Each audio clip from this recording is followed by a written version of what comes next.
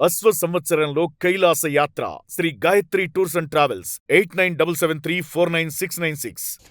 T20 world cup లో నమీబియాతో జరిగిన లీగ్ మ్యాచ్లో టీమిండియా చెలరేగిపోయింది. నమీబియా బౌలింగ్ లో కుర్రాళ్లు అదరగొట్టారు. నిర్ణీత 20 ఓవర్లో 9 వికెట్ల నష్టానికి 209 రన్స్ చేశారు.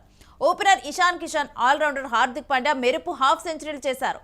250 రన్స్ చేస్తుందనుకున్న క్రమంలో చివర్లో వరుసగా భారత్ వికెట్లు కోల్పోయి 209 పరుగులకే పరిమితమైంది. ఇక చివరి 3 ఓవర్లలో పరుగులు చేయడానికి భారత్ బాగా ఇబ్బంది పడింది. ఇంకా ఈ విధంగా కూడా ఢిల్లీలో పరుగుల వరద పారించింది టీమిండియా. నమీబియాతో మ్యాచ్లో చెలరేగిపోతూ కూడా 20 ఓవర్లో 9 వికెట్లకు 209 రన్స్ చేసింది భారత్. ఇషాన్, హార్దిక్ వీళ్ళిద్దరూ కూడా విధ్వంసం సృష్టించారు. భారీ స్కోర్కి వీళ్ళిద్దరూ కూడా కీలకంగా మారారు. ఇక హాఫ్ సెంచరీలు చేశాడు ఇషాన్, హార్దిక్ పాండ్యా వీళ్ళిద్దరూ కూడా. ఇక మెరుపు ఆరంభం ఇచ్చి సంజు శాంసన్ చివరి ఓవర్లో తడబడింది టీమిండియా. ఇక వరుస వికెట్లు కోల్పోయింది. చివరిలో కూడా భారత్ 4 వికెట్లు తీశాడు.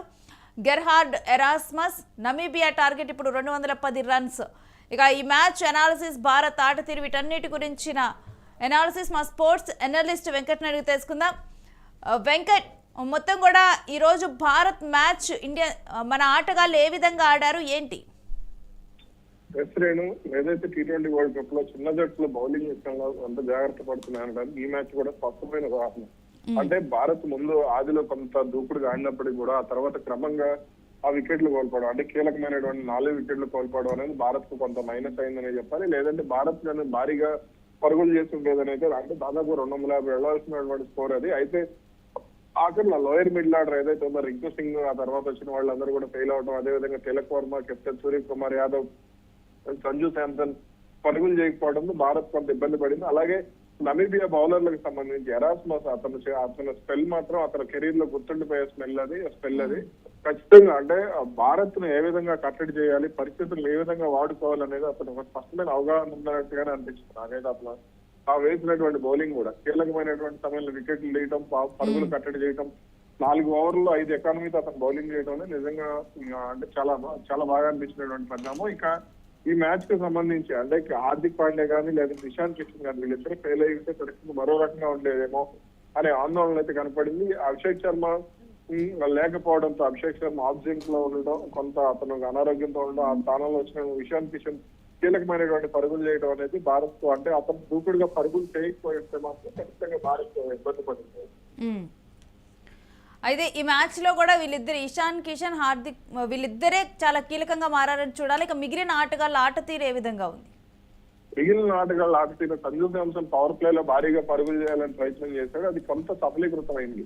కానీ అది ఎందుకంటే అతను వికెట్ కాపాడుకోవడానికి కూడా కొంత ప్రాధాన్యత ఇవ్వాల్సినటువంటి అవసరం ఉంది. ఎందుకంటే అతను ఇప్పుడు కెరీర్ కూడా కొంత డేంజర్ లో పడింది టీ20లకు సంబంధించి అనే ఆందోళన కూడా ఫ్యాన్స్ లో ఉంది. కాబట్టి అతను కొంత వికెట్ కాపాడుకోవడానికి ప్రాధాన్యత ఇస్తూనే బ్యాటింగ్ చేయాల్సి ఉన్నట్టు ఉంది. కానీ అతను దూకుడుగా ఆడాడు. ఇక మిగిలిన తిలక్ వర్మ కానీ, జట్టులో కొత్తగా సంబంధించినటువంటి తిలక్ వర్మ, అదేవిధంగా కెప్టెన్ సూర్యకుమార్ యాదవ్, అలాగే రింకు సింగ్, ఏదైతే జట్లో అవకాశాల కోసం ఎదురు చూస్తున్నాడో రింకు సింగ్, వీళ్ళిద్దరు కూడా రాణించాల్సిన అవసరం ఉంది. ఇక శివన్ దూబే కూడా మరిన్ని పరుగులు చేస్తుంటే మాత్రం భారత్ లో భారీగా, అంటే నమీబియాకి మంచి టార్గెట్ ఇచ్చి ఉండేవాళ్ళేమో అనిపించింది.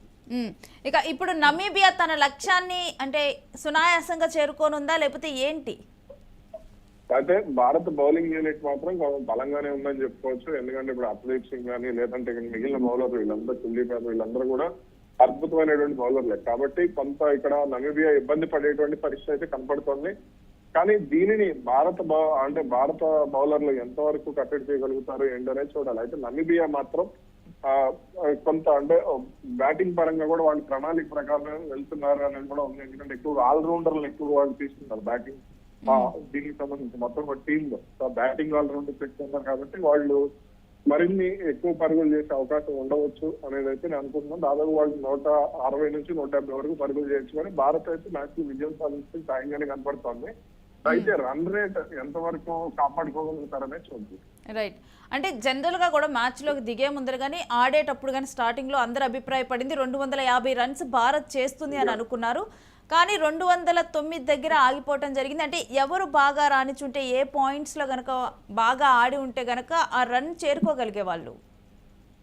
తిలక్ వర్మ, సూర్యకుమార్ యాదవ్ వీళ్ళిద్దరు వికెట్లు కీలక సమయాల్లో కోల్పోవడం భారత్ కు మైనస్ అయింది. లేదంటే మాత్రం భారీగా పరుగులు వచ్చిండేవి. ఆఖరిలో రింకు సింగ్ వికెట్లు పడుతున్నప్పుడు రింకు సింగ్ కొంత దూకుడుగా ఆడాల్సింది, కానీ అతను త్వరగా వికెట్ కోల్పోవడం అనేది మైనస్ అయింది. ఇంకా శివం దూబే కూడా వీళ్ళ నలుగురే, తిలక్ వర్మ, సూర్యకుమార్ యాదవ్, శివం దూబే, రింకు సింగ్ వీళ్ళ నలుగురు ఫెయిల్ అవడమే భారత్ కు మైనస్ అయిందని చెప్పుకోవచ్చు. Right, thanks for your analysis Venkat. ఇక ఏది ఏమైతేనే మన ఆటగాళ్ళు మాత్రం ఈరోజు చితగ్గొట్టారని చెప్పాలి, బాగా కూడా రాణించారు. ఇక నమీబియా ముందు ఇప్పుడు 210 టార్గెట్గా ఉంది రన్స్, కానీ భారత్ వైపే విజయం ఉన్నట్లుగా కూడా నిపుణులు అంచనా వేస్తున్నారు.